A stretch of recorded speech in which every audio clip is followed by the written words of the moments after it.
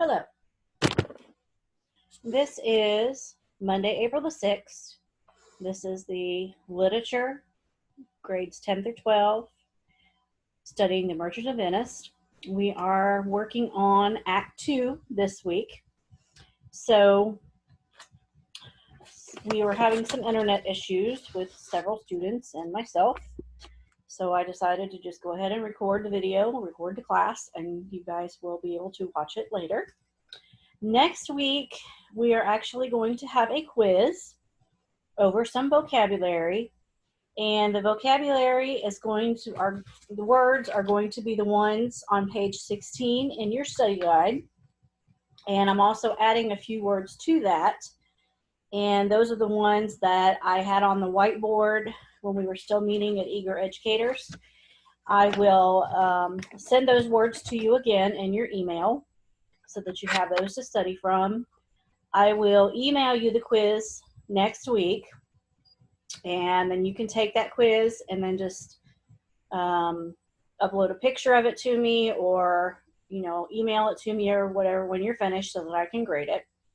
Okay, so this week is Act 2, and what is going on in Act 2 is more of a continuation, and basically in Act 2, the Prince of Monaco comes to visit Portia and to select a casket to see if he can be the one to marry her. So she tells him that he will never be able to marry anyone if he chooses them correctly. And he says, yeah, I know that. So even though the guys come and have to pick between the gold casket, the silver one, and the lead one, if they pick the wrong casket, of course, they cannot be involved in Portia's life. They can't marry her, they can't date her, and they have to leave. But I guess also they're not allowed to marry at all if they mess up. Okay, so it's got pretty high stakes. All right, so that's what's happening at the beginning here. And so Lancelot comes and leaves Shylock's service and asks to become Bassanio's servant instead. Okay, let me go back here. So Lancelot, he's like a clown. He's one of Shylock's servants, but he's a clown. Okay, so he wants to leave Shylock's service. He doesn't want to work for him anymore. He decides to become Bassanio's servant. So Grattanio, who was one of Bassanio and Antonio's friends, wants to join Bassanio on his trip to go visit Portia. Okay, so they're planning to go together. Shylock has a daughter named Jessica.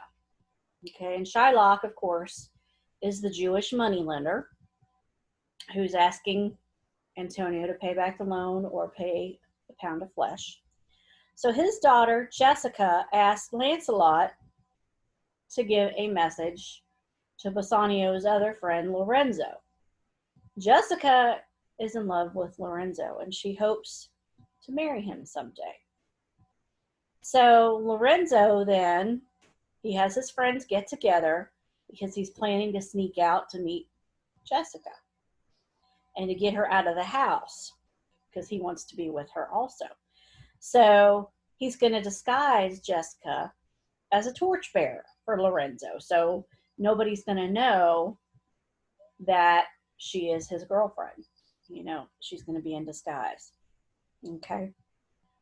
So then it comes back to Shylock.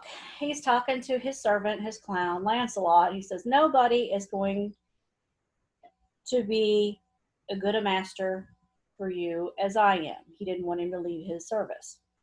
He says, Bassanio is not going to take care of you. So,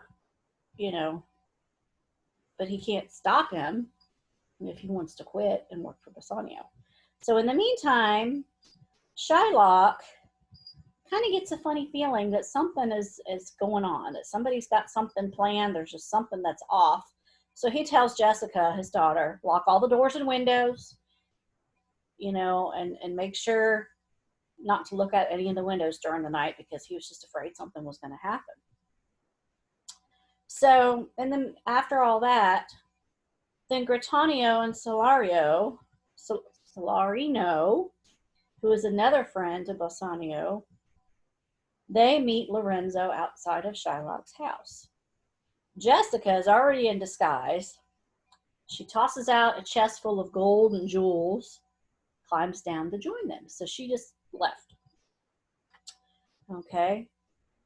Meanwhile, over in Belmont with Portia, the Prince of Monaco did not choose the right casket. He chose the gold casket. So, of course, he had to leave. Okay, so he's no longer in the running for Portia's affections.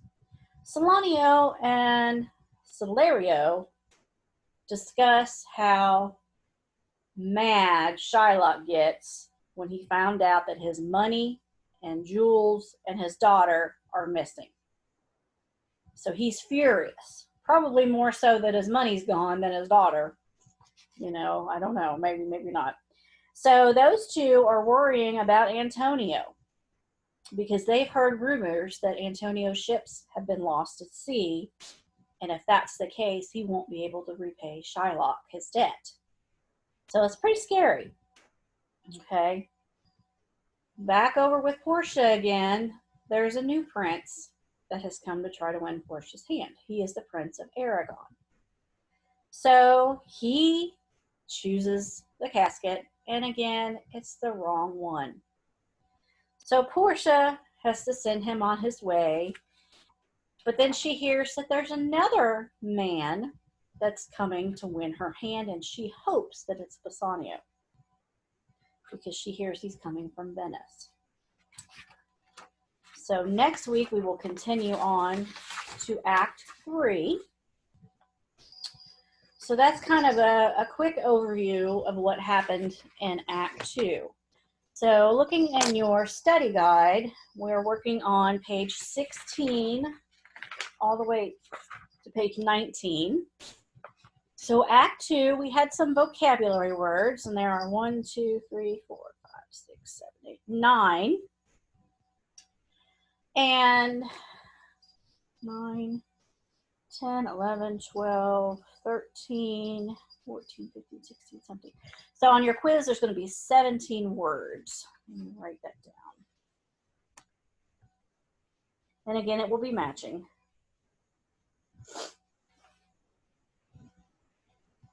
Okay, 13. Okay.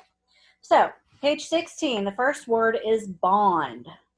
A bond is a binding agreement between two parties. Okay, so when Antonio agreed to the terms of the loan between him and Shylock, that was a bond. Shylock says you're either gonna pay back the money or give me a pound of flesh. So that was the bond between those two. Okay. Let's see here. Justice. Okay. Okay. The second one, precedent. That is something that is done as an example. Okay. It's something that was set up in advance as an example. Okay.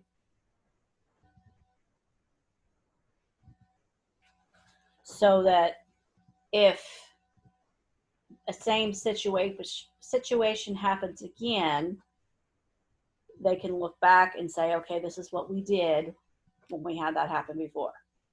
So they would know what steps to take. Okay.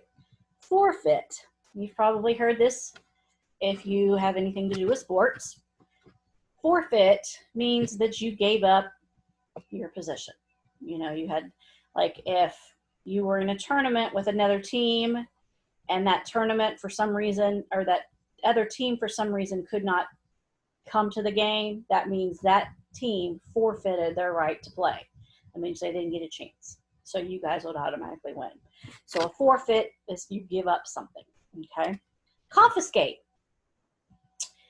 If you take your cell phone out during class, I have the right to confiscate it. That means I can take it, okay? So that means you're taking something from somebody, okay? A ducat. That's mentioned when talking about the loan from Shylock. A ducat was a European gold coin. That was their type of money, okay? I'm not sure how much it stood for,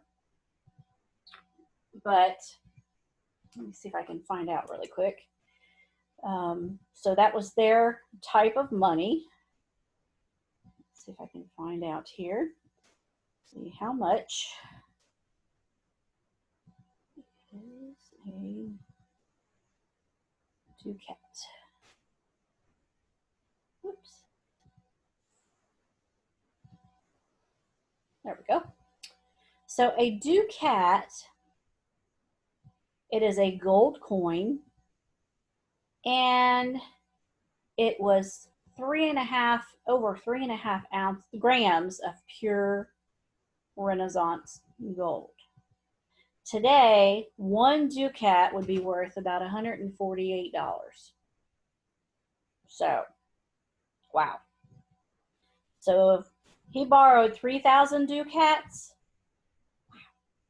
that's $530,000 he borrowed from Shylock in today's terms. That is a huge amount of money. So, all right, going on. Pardon. That's like you forgive somebody. You know, your sin has been pardoned. You know, you've already served your time in jail. You've been pardoned. You've been forgiven. You know, we forgive you your debt. You don't owe it anymore. It's been excused. It's been forgiven. Okay, so that's pardon. A magistrate is a justice of the peace. Sometimes when people go get married and they don't want to go through a wedding ceremony and all that, they go to the courthouse. They will get married by a justice of the peace. That's somebody that's in the government that has got a license to be able to perform marriage. So he's a judicial officer, and he's called the justice of the peace. Usury, that is when lending money, that's giving the interest. When you lend money, that's how that is done. And then elopement. This goes back again to a wedding or a marriage. Sometimes people get married in secret. They run off and get married by a justice of the peace. They don't tell their families. They don't ask permission. You know, if you have to be, I think you have to be 18 before you can get married. If not, you have to have a parent's consent. So if you know your parents are not going to consent to you getting married, and they did this a lot, you know, back in these times, they would elope. So if they elope, that means they got married in secret. Okay. All right. So that takes care of the vocabulary. And we have additional vocabulary for next week also, which I will, again, put that in your email for you. All right. Questions on page 17. Number 1, when Portia meets the Prince of Monaco, what request did he make of her?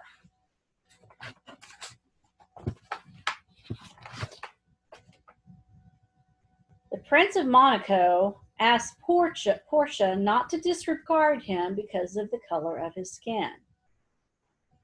So he was a different color than she was. So he says, you know, basically, give me a chance. Don't look at just my skin. You know, give me a chance to win your hand in marriage.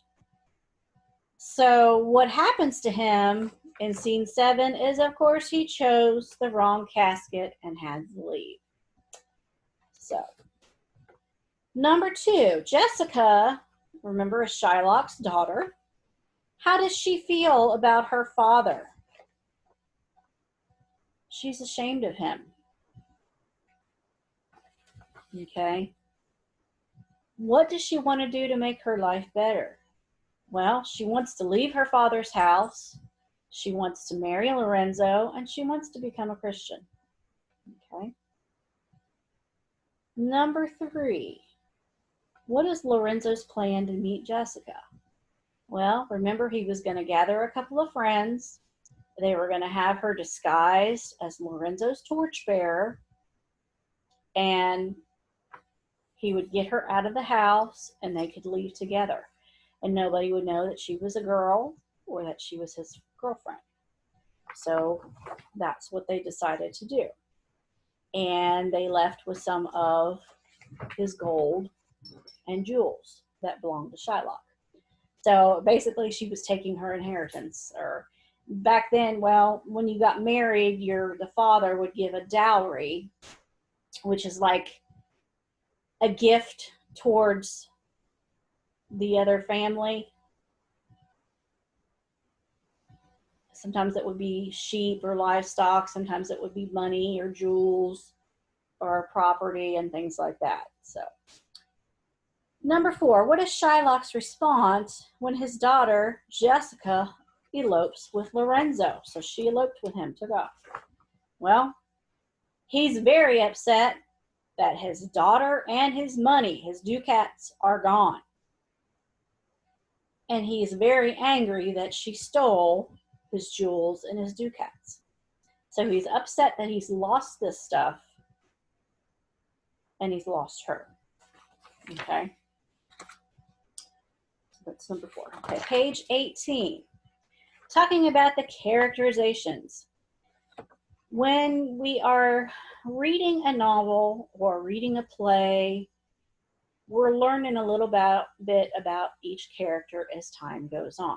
For example, we learned about Antonio. We learned that he's a risk taker. He puts, everything he's got into his ships. So if all the ships sink, he loses everything he's got. We know that Portia really wants to marry someone, and that her father set up kind of a trust that she could only marry a certain person if they chose the right casket and so forth. So, it wasn't like it had to be somebody that she was in love with or whatever, which a lot of times back then, all they had was arranged marriage. In India, they still have arranged marriage. They just pick somebody from a good family and say, okay, you're going to marry him when you're a certain age, and, they may not even know each other. And, so it's a little bit different. So we learn about Bassanio. He really is in love with Portia, but he doesn't have the money to go see her and to try to win her hand. But he's willing to go to his friends and ask for money, And then we learn about Shylock. He has been abused and put down because he's a Jew. Sometimes he may deserve it, sometimes he may not. But if his daughter Jessica doesn't even want to be around him, then that should tell you something. That maybe he is just all about his money and he really doesn't spend a lot of time on personal relationships, So maybe he doesn't know how to. I don't know what happened to his wife. I don't know that it tells you anywhere about his wife, but that could have something to do with it. Maybe she died when she had Jessica, and maybe, he has never gotten over that, or, something. So we learn about the characters as we go about reading about them. So talking about Gritanio, his friends describe him in the following way on page 18. Thou art too wild, too rude, and bold of voice. Parts that become thee happily enough, and in such eyes as ours appear not false. But where thou art not known, why, there they show something too liberal. Pray thee, take pain to ally with some cold drops of modesty thy skipping spirits, lest through thy wild behavior I be misconstrued in the place I go to and lose my hopes. So his friends are saying, Gritanio, you're too wild, you're rude, you say things without even thinking about it, which are fine. You know, we don't see them as problems or faults, but sometimes you're too liberal, you're too out there, and it's going to get you in trouble. You know, so you might need to just tone it down a little bit in some certain instances. So in Act 2, Scene 2, lines 181 to 191, we're going to look at that and give 10 adjectives that's going to describe Britannia. Okay. So we could say he may be outspoken, he may be bold, he's outgoing, he's loud, talkative, impulsive, he's excitable, he's blunt, he's impolite, let's see, he is rash, you know, anything along those lines would describe Britannia's behavior. Okay, number 2, in scene 5, line 19, Shylock says, "For I did dream of money bags tonight." The word Shylock uses gives us insight into his character. So how do we describe him? Well, if he's dreaming about money, what does he spend most of his time thinking about? Money. He always thinks, you know, maybe that's why he had his daughter close all the doors and all the windows and don't look out the windows. Maybe he thought somebody was going to steal his money. Well, he lost his money because his daughter took some. Because she had to have money to live on too, right? So he seems to be all about money. He doesn't really seem to worry about anything else. You know, if he had her lock and close all the doors and windows, I really don't think he was worried about somebody kidnapping Jessica, because I guess his money is more value to him than his daughter's life. Okay, so you know he's greedy. He's just greedy, and that's going to ruin his relationships with his daughter. You know, and he probably doesn't have friends, because if you think all about money, then that's your whole life, you know, and that can get you in a lot of trouble. All right. Number 19, last one. Read scene 8, lines 37 to 51, and study the description of Antonio by another person. Antonio's friend Celerio describes Antonio's friendship with Bassanio. What kind of a friend is Antonio? So you're going to give me some kind of description of Antonio. I would say he's unselfish, he's generous and caring, he does make sacrifices for his friends. He takes big risks, but he does it for his friends. You know, he doesn't think about the consequences to himself. Like, for example, when Shylock says, okay, if you don't pay me the 3,000 ducats back, you got to give me a pound of flesh. He's like, okay, no problem. Bassanio's like, no, do you know what you're asking? What you're getting yourself into? So Antonio didn't worry about it. You know, he just said, well, I'm going to take care of my friend. My friend needs me. He needs some money. I'm going to take care of it for him. So that's what he decided to do. So next week, we're going to discuss Act 3. You're going to have your vocabulary quiz, which I will email to you. The words again are the words on page 16 in the study guide, and the extra few words that I will send to your email. And if you have any questions or anything, feel free to just text me or email me if you want. And we will see you next week.